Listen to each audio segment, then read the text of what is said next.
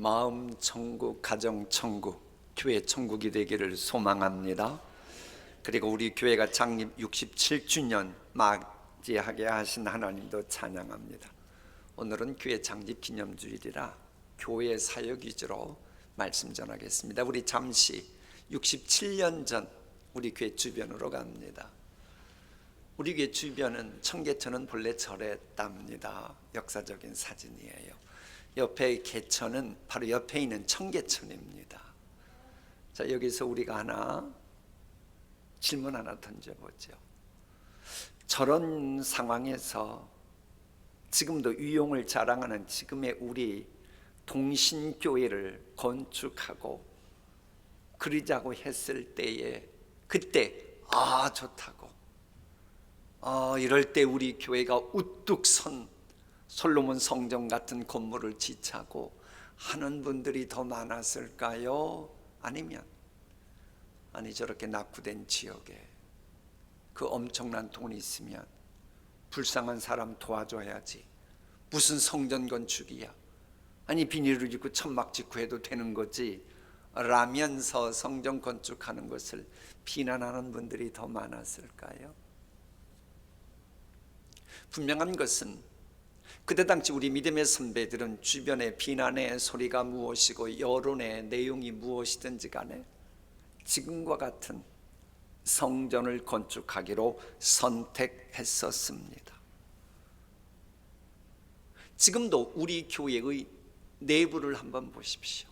옆에도 앞에도 최고로 솔로몬 성전처럼 최고로 리모델링 했습니다. 그게 또한 우리 교회의 아름다운 전통으로 계속 이어져 내려오고 있습니다. 그러면 왜 성경은, 왜 우리 교회 믿음의 선배들은 솔로몬 성전을 생각했고 왜 성경은 솔로몬 성전을 중시합니까? 건물 그 자체 때문입니까? 아니요. 하나님을 사랑하고 이웃을 사랑하되 최고로 하나님 사랑하고 최고로 이웃을 사랑하는 그런 은혜 충만한 교회를 꿈꾸었기 때문입니다. 그런데 솔로몬 성전은 언제부턴가 하나님을 최고로 사랑하고 이웃을 최고로 사랑한다고 하는 사명을 잊어버리고 파워게임에만 혈안이 되어 있던 종교 지도자들 때문에 성전이 무너지고 회파되고 역사의 무대에서 사라져버리고 말았습니다. 그래 우리는 그런 전체를 밟지 않기 위해 이 지금과 같은 교회가 앞으로도 계속되기 위해 교회의 존재 목적인 하나님을 사랑하고 이웃을 사랑하되 최고로 최상으로 그리하는 은혜 충만한 교회를 꿈꾸면서 오늘 본문 말씀을 상고하려고 합니다. 은혜 충만한 교회가 되면 하나님은 우리 주님 재림하시는 그날까지 우리 교회를 통하여 계속 영광 받으시고 우리 교회를 계속 사용하실 것이기 때문입니다. 본문을 보면 교회다운 교회는 확장되는 은혜를 입은 교회임을 증거합니다. 예루살렘 교회에만 머무르지 않고 루타 지역까지 내려가서 사역을 감당했던 그런 교회였다라고 하는 겁니다.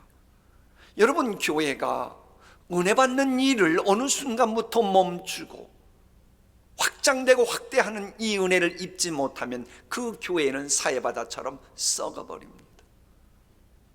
그러면 그런 교회들은 에너지는 있고 섬길 때는 없다 보니 자기네들끼리 파워게임만 하고 교회가 시끄럽고 난장판이 되고 맙니다.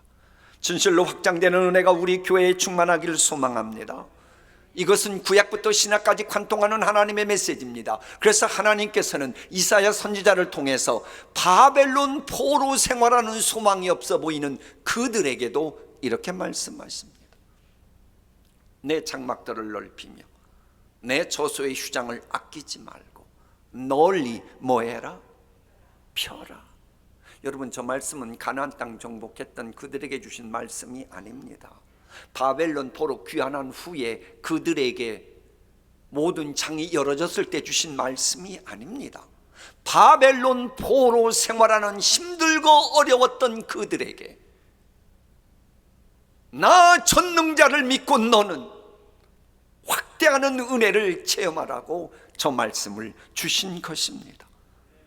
포로 생활하는 상황인데도 놀라운 비전을 보게 하는 그 은혜의 말씀이었습니다. 이 말씀에는 이스라엘이 회복되는 것은 물론이고 무너진 다윗의 장막이 다시 회복되면서 너희들이 다시 일어나길 원하시는 하나님의 뜻이 있었습니다. 이것이 신약으로 가면 그 주님의 몸된 교회와 그 몸에 지체드린 성도들이 성령을 받고 사마리아와 땅끝까지 이르러 주님의 증인이 되라고 하는, 마치 호숫가에 돌이 떨어졌을 때 점점 파장을 넓혀와 같은 이런 비전이 하나님의 비전이었기에 이 말씀을 주셨습니다. 그 비전의 하나님을 여러분이 믿고 계십니까?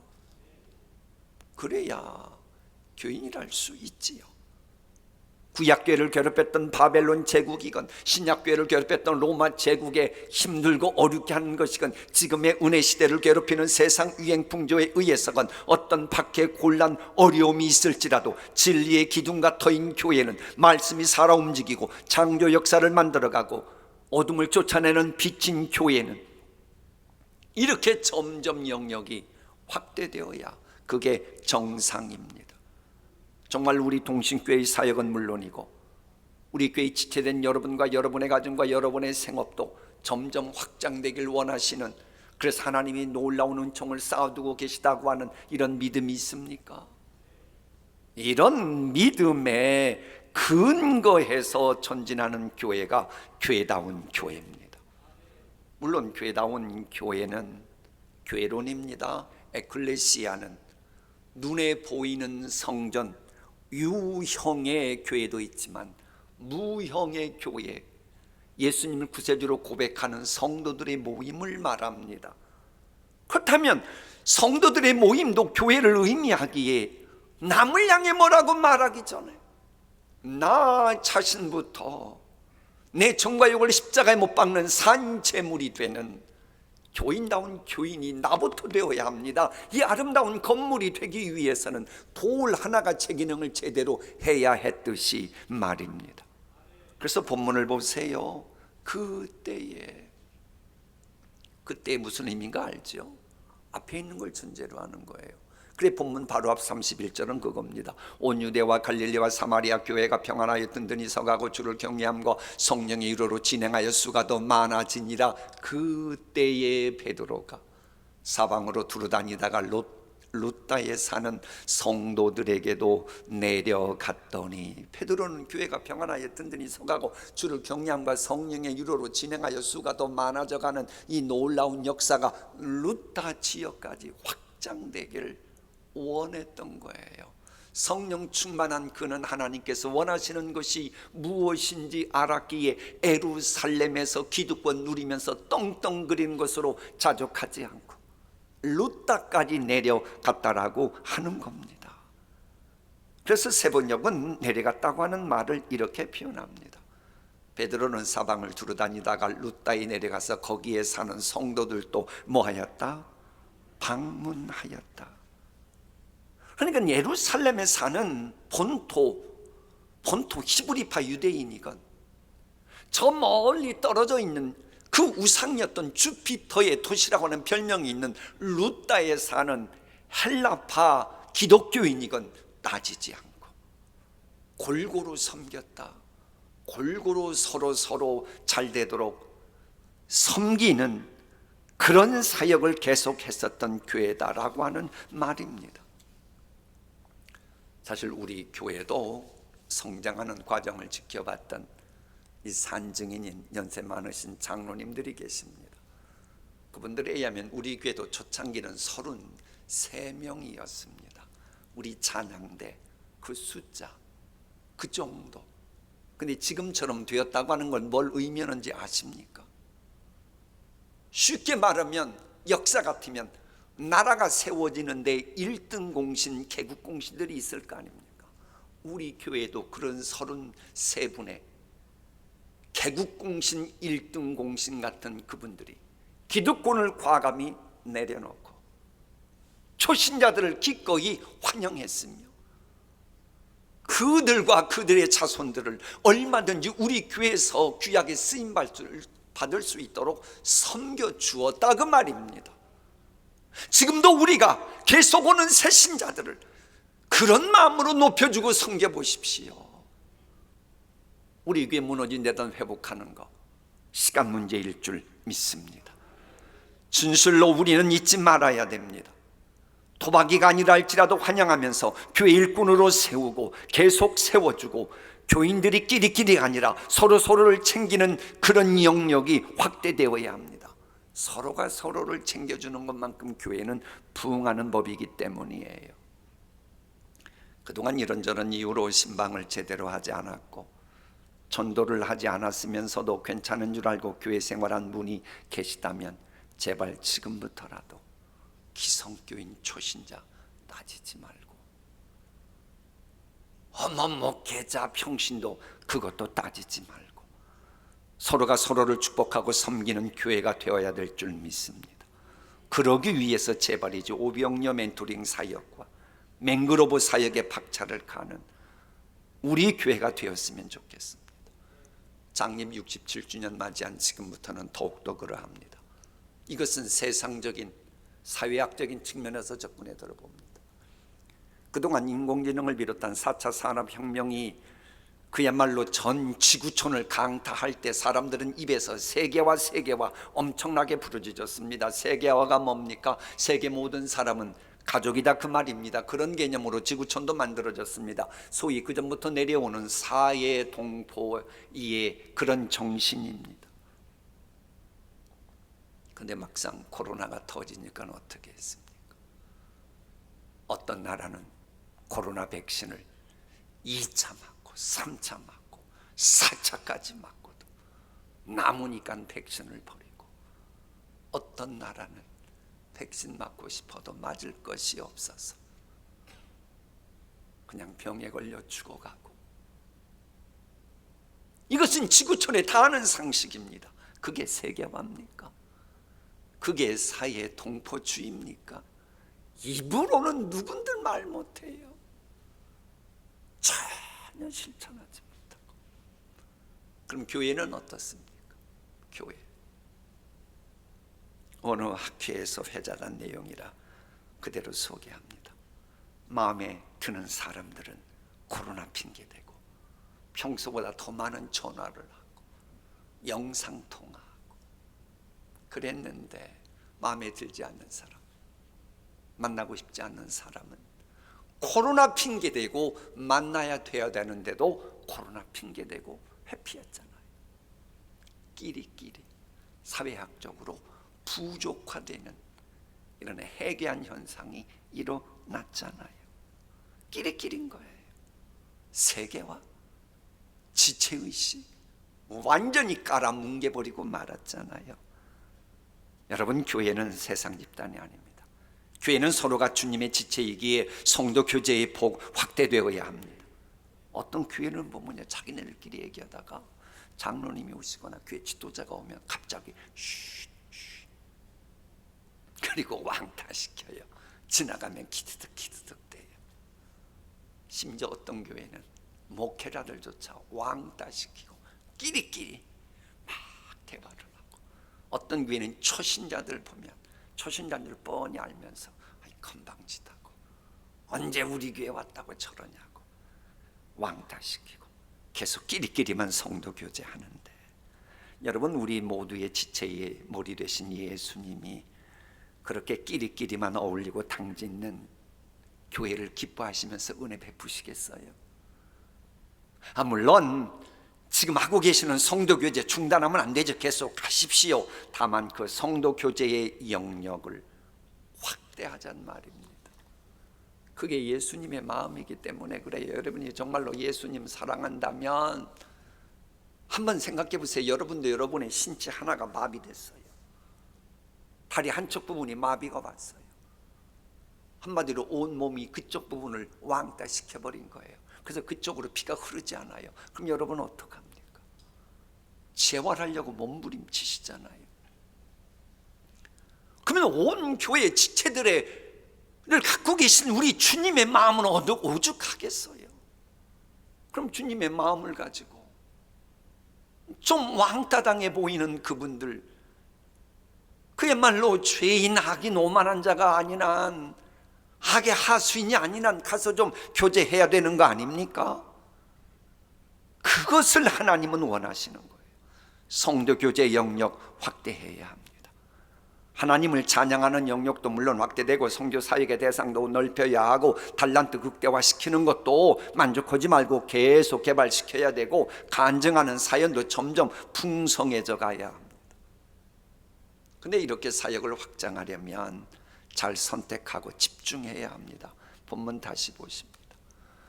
베드로는 사방을 두루 다니다가 선택한 겁니다. 집중할 것을 정한 겁니다. 루다다. 그곳에 내려가서 거기에 사는 특별히 누구를? 성도들을 방문하기로 집중하고 선택한 겁니다. 왜? 루다에 있는 성도들이 복음을 계속 알아가야 했기에.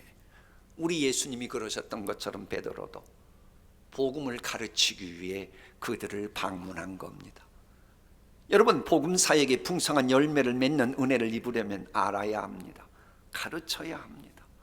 내 백성이 나를 알지 못하여 망한다고 호세아 선지자는 말합니다. 정말로 알곡 신앙인이 될지 죽정이 신앙인이 될지는 다른 데 있지 않고 내가 살아계신 하나님에 관한 그 지식이 얼마나 살아 움직이느냐와 관련되어 있기 때문에 그렇습니다. 흥미로운 사실은 내가 은혜의 주님께 집중하면 집중할수록 나는 그분 앞에 서니 너무나도 모른다는 것이 점점 많아져 갑니다.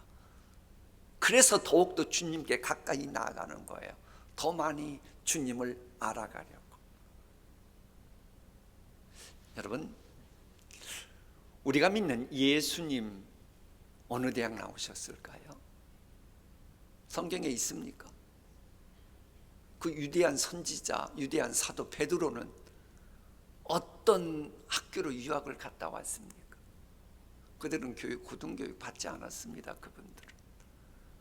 그런데 그런 주님을 믿고 그런다는 교회에서 좀 배웠다고 가방끈 좀 길다고 우쭐대는 분들이 있잖아요. 그런데 그렇게 가방끈 길다고 우쭐대는 사람들도 어느 총장님이 해준 글에 나오는 이야기입니다. 세 종류 차이점이 있답니다. 대학 나온 사람은 모르는 것이 없다 생각하고 기고만장하고, 석사는 내가 모른다는 것을 알고 조금 겸손해지는 사람이고, 박사는 나만 모르는 줄 알았는데 너도 모르네. 그리고는 뭔가를 깊이 연구하는 사람들이랍니다. 일리가 있지요. 여러분, 공부 못하는 사람하고 공부 잘하는 사람의 차이가 뭔지 아시죠? 공부 못하는 애들은 오늘 선생님 설명할 때 다 이해가 됐다는 거예요. 그럼 다 안다고 생각하고 공부한다가 시험 보면 틀리고, 공부 잘하는 아이들은 그 아는 것도 상황 닥치면 틀릴 수 있다 생각하고 또 다른 상황 설정에서 공부하는 사람이고, 책 한두 권만 보고 다 됐다 하는 사람이 있고, 보면 볼수록 내가 몰랐던 것이 더욱더 많아져가네 하는 사람이 있고, 아마추어는 책 몇 권 읽어보고 전문가 판단하는 사람이고, 프로페셔널은 남의 미숙함을 보고서도 내게도 저런 미숙함이 있다고 하는 걸 알고 계속 배워가는 사람입니다. 신앙생활도 그렇습니다. 건강한 신앙인일수록 나의 부족함을 하나님 앞에 가까이 갈수록 아는 거예요. 말은 막대기보다도 못하다고 하는 것을 알기 때문에 혹 부족한 사람 보여도 그를 향해 관용을 베풀고 그를 용납하면서 우선 나 자신부터 맡은 일에 충성해가는 사람입니다. 예비에 병든 신앙인들은 자기의 부족함을 모르기에 남을 함부로 정죄하고 판단이나 하는 일에 막 앞장서서 교회의 화평과 하나됨에 걸림돌이 됩니다. 여러분, 성경을 보면요, 건강한 신앙인일수록 주님에 대해 모르는 것이 너무나도 많다는 것을 절감해 가는 겁니다. 누가 신앙 경륜이 정말 많은 분입니까? 성경으로 보면 증거가 하나입니다.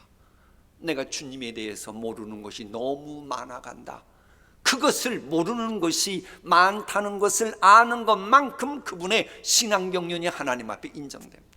그래 성경에 정통했고 그렇게도 신앙체험을 많이 했던 사도 바울이 뭐라고 말합니까? 우리 함께 읽어봅니다. 시작. 깊도다 하나님의 지혜와 지식의 풍성함이여 그의 판단은 헤아리지 못할 것이며 그의 길은 찾지 못할 것이로다. 이야, 그렇게 대단한 분이 시간이 지날수록 하나님께 가까이 가면 갈수록 모르는 게 너무 많은 거예요. 더 알아가는 거예요. 실은 더 많이 알기 때문에 모르는 것도 많아져 가는 거예요. 아예 아무것도 모르면 뭘 모르는지조차도 모르는 겁니다. 바로 그런 삶을 살아갔던 대표적인 구약의 인물이 다윗입니다. 그래서 우리는 이번에 40일 특별 새벽 기도를 통해서 속사람이 죽는 그 순간까지 계속 성장해 갔고 삶도 가문도 풍성해져 갔던 다윗과 관련된 말씀을 상고하려고 하는 거예요. 이번에는 그저 설교하는 것으로 듣는 것으로 끝나지 않고 아예 교제해 보면 가르치기도 있고 직접 성경도 많이 봐야 되고 암송도 해야 되고 나의 신앙 고백을 직접 고백도 해야 되는 좀 인텐시브하게 우리는 이번에 특세를 하게 될 것입니다만 왜 그래요? 제대로 배워야 믿음이 굳건해지고 믿음이 굳건해져야 요동치 않는 반석 위에 믿음을 집에 세우게 되고 그래야 또 21세기를 너끈히 정복하는 유능한 신앙인이 되고 성경에 유능한 신앙인이란 말이 있나요? 좀 있으면 나올 겁니다. 그러면서 은혜 받는 자가 마땅히 해야 될 선한 행위가 만들어지기 때문이에요. 그대는 그대가 배워야 굳게 믿는 그 진리 안에 머문다는 거예요. 성경은 하나님의 사람을 뭐하게 하고 유능하게 하고 온갖 선한 일을 할 수 있게 하는 겁니다. 이렇게도 배움이 중요하게 우리 예수님께서도 우리의 모든 것 다 하시고 이 땅에 오셨음에도요 요 가르치는 이것은 그 정도면 됐다 하시지 않고 3년 내내 가르치셨습니다. 교회는 가르치는 곳입니다. 여러분 구약 성경을 보면 이스라엘 백성들은 제대로 알지도 못하면서 뭘 좀 아는 줄 알고 더 이상 배우기를 싫어하고 그러다가 잘못됐지요. 여러분 망하기 싫으면 배우는 것이 아무리 싫어도 배워야 합니다. 그게 우리 한국이란 나라가 세계에서 가장 못 사는 나라였다가 지금처럼 되는 과정 중에 우리의 조상들이 말했던 거 아닙니까? 이건 여러분 하나님의 은혜를 모르는 불신자들도 한국이 그렇게 비약적인 성장했던 것은 교육 효과였음을 부정하지 않잖아요. 한국에 왔던 그 선교사님들이 그렇게도 교육에 집중했고 그래서 한국 교회가 또다시 흥황하는 역사가 만들어졌잖아요. 우리 교회 역시도 지금 한국 교회에 소문났던 이유 중에 하나가 뭔 줄 아세요? 그들은 우리 교회 와보지도 않았어요. 근데 어떻게 훌륭한 교회라고 소문난 줄 아세요? 동신교회는 역사가 별로 오래되지도 않았는데 왜 60년대만 해도 우리 교회는 역사가 10년도 안 됐을 때니까. 그런데도 저 교회는 한국의 유명한 신학자들 이종성, 한태동, 한철아 이런 막 전설 같은 그분들이 와서 교육 목사님으로 섬겼던 그런 교회야. 여러분 이런 아름다운 전통이 지금까지 이어져 오고 있는데 이걸 잊으면 안 돼요. 사람은 평생 배워야 합니다. 아니 그래서 사도 바울도 끝까지 나는 아직 다 이루었담도 아니요 하면서 끝까지 배워가잖아요. 그래서 이건 불신자들도 뭐라 그래요? 평생 교육이란 말을 쓰잖아요. 여러분 본문이 루다에 사는 성도라고 할 정도면 성경이 성도라고 할 정도면 저 루다에 사는 기독교인들은 보통 기독교인이 아니고 하나님이 인정해 주실 정도로 성경 지식이 해박했던 분들이고 그랬습니다.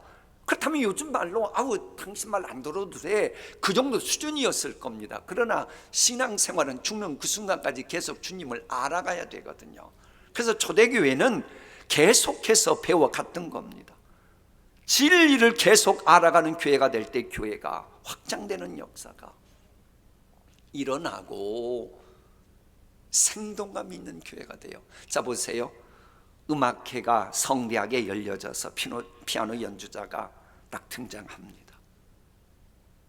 근데 1시간 내내 도만 치는 거예요. 도만. 그러면 청중들이 얼마나 지루하겠어요. 얼마나 따분하겠어요. 얼마나 투덜거리겠습니까?